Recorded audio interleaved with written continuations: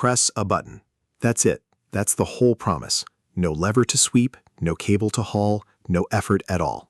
Just a soft electronic click, and the chain glides to the next gear with a precision that feels almost magical the first time you feel it. This is electronic shifting, and over the last few years it has gone from an exotic curiosity on professional bikes to the headline feature on almost every high-end machine, and now it's creeping steadily down into the mid-range. The message from the industry is clear and confident. This is the future. Mechanical shifting, with its cables and its levers, is the past. But here's the thing that message never mentions. That little electronic group often costs as much as an entire bike. It's usually a touch heavier, not lighter, and it quietly ties you to batteries, to proprietary electronics, and to a kind of dependence that a simple cable never had. So before you spend the money, let's ask the honest question. Do you actually need electronic shifting? Or are you paying a small fortune for convenience and inheriting a problem you didn't know you were buying? If you're enjoying this kind of honest cycling analysis, make sure to subscribe to Bike Culture so you don't miss future videos.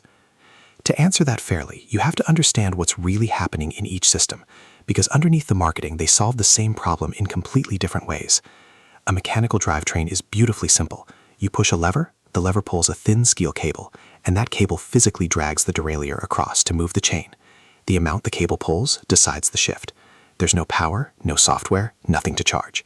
It's a direct physical connection between your hand and the chain, and you can feel every part of it working.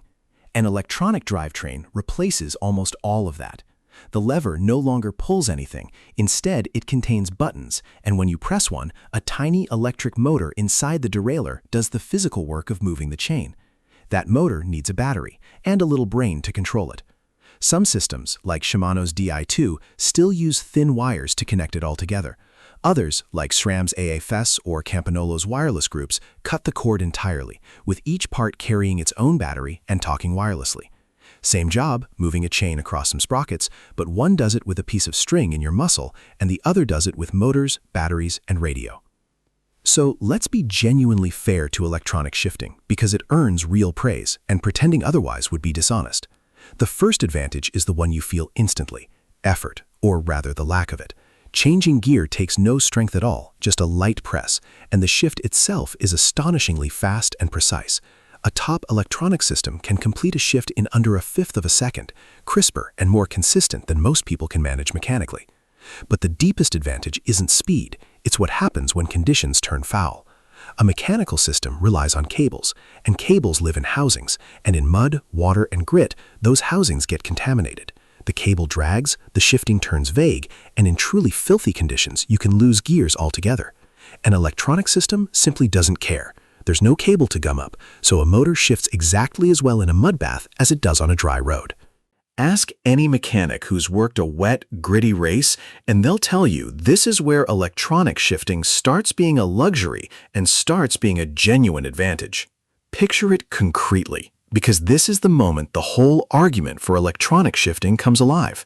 It's hour 4 of a filthy gravel ride. The rain hasn't stopped, the trail is a paste of mud and grit, and every part of your bike is coated in this stuff. On a mechanical setup, this is exactly when things start to go wrong. The grit works its way into the cable housings, the shifting gets heavier and vaguer with every mile, and by the end, you're wrestling with a drivetrain that hesitates, skips, and sometimes flatly refuses the gear you ask for. On the electronic bike beside you, none of that is happening. The motor doesn't know it's raining. Every shift lands with the same clean precision it had in the dry garage that morning, hour after hour, because there's simply no cable for the mud to attack. For a rider who lives in that kind of weather, or who races in it, that unwavering consistency isn't a gimmick. It's the difference between finishing strong and fighting your own bike to the line.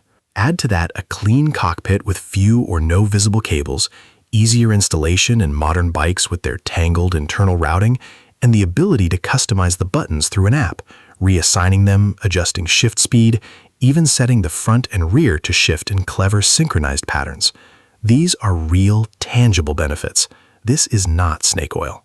But now let's be just as fair to mechanical shifting, because it has quietly held on to some enormous advantages that the marketing would rather you forgot. The first is money, and it's not close. A mechanical group set is dramatically cheaper to buy and far cheaper to repair. A single electronic derailleur can cost well over 100 more than its mechanical twin, and when something wears out, replacing a standard mechanical part is a fraction of the cost of replacing a proprietary electronic one. The second advantage is freedom from batteries. There is nothing to charge, nothing to run flat halfway up a mountain, nothing to slowly age and lose capacity over the years. The third is the one that matters most the further you get from civilization. A mechanical system is something you can understand, adjust, and repair yourself with basic tools anywhere on Earth. A frayed cable can be fixed at the roadside, in a field, on the far side of a mountain range, with nothing but a multi-tool and a bit of patience. And then's the detail the industry is strangely quiet about, the one that punctures the whole more technology means more advanced story. Electronic shifting is usually heavier than mechanical. Despite having fewer cables, the batteries and motors add enough weight that the supposedly cutting-edge system is the porkier one, so much for lighter. Which brings us to the number that reframes this entire decision, the price. Even the so-called entry-level electronic group sets, the ones sold as the affordable way in, still cost more than $1,000, which is often the price of a perfectly good complete bike for a beginner. And here is the crucial, uncomfortable truth buried underneath that price. In cycling terms, electronic shifting does not make you faster. It doesn't give you a single watt. It doesn't make you more aerodynamic. It shifts more crisply and more easily, and that is genuinely lovely, but for the ordinary rider, it is a convenience upgrade, not a performance one. You are paying a large premium for a nicer experience and better consistency, not for speed. And once you understand that, the question changes completely. Now, let's deal honestly with the batteries, because this is where fear and reality tend to part ways. The good news is that the anxiety is mostly overblown. These systems last a genuinely long time on a charge. A wireless system can run for something like 60 hours of riding before it needs power, and a wired system can go for weeks or even months of normal use. This is not a phone you're nursing to bedtime every night. But, and it's a real but, the dependence is genuine. You do have to remember to charge it, and if you forget, or if a small shifter battery dies unnoticed, you can find yourself stuck in a single gear or with no shifting at all, in a way that simply cannot happen with a cable. The better systems have clever fallbacks. On a wireless setup, if your rear derailleur battery dies, you can pull the battery from the front and swap it in to limp home. But the fundamental shift is real. You've traded a system that always works, as long as its cable is intact, for one that always works beautifully, right up until the moment it runs out of power. Whether that trade frightens you or barely registers depends enormously on the kind of riding you do. And that, in the end, is the whole point, because the failure modes of these two systems are completely different in character. When a mechanical system fails, it fails. A cable stretches, so your shifting drifts, and you turn a little barrel adjuster to fix it. A cable snaps, and you replace it for the price of a coffee. It's rarely catastrophic and almost always repairable with tools you can carry. When an electronic system fails, it fails differently. Usually it's simply a flat battery, entirely preventable with a little discipline. But occasionally it's a dead electronic component, and that means an expensive proprietary replacement. And if it happens far from a shop, you may have no way to fix it at all. Neither system is more reliable in some absolute sense. They're reliable in different ways, and they break in different ways. And the right question is which kind of failure you're better equipped to handle, out where you actually ride. If you appreciate balanced reviews without the marketing hype, subscribe to Bike Culture. It really helps the channel. There's also a longer game to think about, one that plays out over years rather than rides, and it's the part almost nobody weighs at the moment of purchase. A mechanical drivetrain is close to timeless. The cable and lever you buy today will work exactly the same way in 15 years, and the parts to fix it will still be sitting in a drawer in every bike shop on the planet because the standard barely changes. An electronic system lives in a faster-moving world. It depends on firmware, on batteries that will eventually age, on proprietary parts that a manufacturer supports for a while and then, one day, quietly stops making. Nobody knows yet exactly how today's electronic group set will fare a decade or two from now, when its battery is tired and its specific components are long out of production. It may well be fine. But there's an honest uncertainty there that simply doesn't exist with a cable. When you buy mechanical, you're buying something you can keep alive almost indefinitely. When you buy electronic, you're placing a small, quiet bet that the support and the spare parts will still be there when you eventually need them. So let's turn all of this into a genuinely useful decision, because the honest answer is not that one system wins, but that each one wins decisively for a particular rider. Electronic shifting is the clear choice if you ride a lot in bad weather, in mud, in the wet, in grit, where a mechanical system's cables would slowly choke, and yours simply won't. It's the clear choice if you want the absolute minimum of shifting maintenance, if you're a racer who values flawless shifts under load, or if you're building up a modern frame whose internal routing makes cables a nightmare. And there's one group for whom electronic shifting isn't a luxury at all, but a genuine gift. Riders with limited hand strength, with arthritis, with any condition that makes hauling a mechanical lever painful or impossible. For them, a feather-light button press can be the difference between riding and not riding, and that alone can justify the entire cost. This is electronic shifting at its very best, doing something a cable simply cannot. But mechanical shifting is just as clearly the right answer for a whole other set of riders, and there's no shame in being one of them. If you're a traveler, a bike packer, an adventurer heading far from power sockets and bike shops, mechanical shifting is the system that will never leave you stranded, because you can fix it yourself with almost nothing. If you're on a budget, mechanical gives you the vast majority of the function for a fraction of the price, and lets you put that saved money where it genuinely makes you faster or more comfortable, into tires, into a fit, into actual riding. If you love working on your own bike, mechanical rewards you with a system you can fully understand and maintain.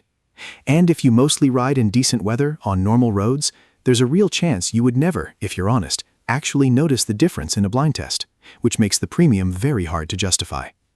None of this makes mechanical the loser. For millions of riders, it remains exactly the right tool. Before you go, if you enjoy this kind of cycling content, subscribe to Bike Culture. We'd love to have you with us. So here's where we land, and it's a long way from the industry's simple story of past versus future. Electronic shifting is not a scam, and it is not a miracle. It is a real, well-engineered convenience with genuine advantages in foul weather, in customization, and in sheer ease of use that comes wrapped in a real set of costs. A price that can rival a whole bike, a little extra weight, a battery to remember, a dependence on electronics that can fail in expensive, unfixable ways far from home. And crucially, not one extra unit of speed for the ordinary rider. Mechanical shifting, meanwhile, is not obsolete. It's cheaper, lighter, endlessly repairable, utterly independent, and for a huge number of riders, it is genuinely the smarter buy. The trap is believing that newer automatically means better for you, when the truth is that the best system is simply the one that matches your weather, your riding, your budget, and your tolerance for keeping a battery charged. So the next time you're standing in a shop and the shiny bike with the electronic Groupset is calling to you, and a little voice says the mechanical one is somehow lesser, stop and ask the only question that actually matters. Not which one is more advanced, but which one is more advanced for the way you ride. Because if you race in the mud, or your hands can't manage a lever, electronic shifting might be worth every single penny. And if you ride in the sun, or travel far, or simply want your money to make you faster instead of just more comfortable, then the humble cable and lever, the thing they keep telling you is obsolete, might just be the smartest, most liberating choice you can make. Press a button or pull a lever. It was never about which is better. It was always about which is better for you.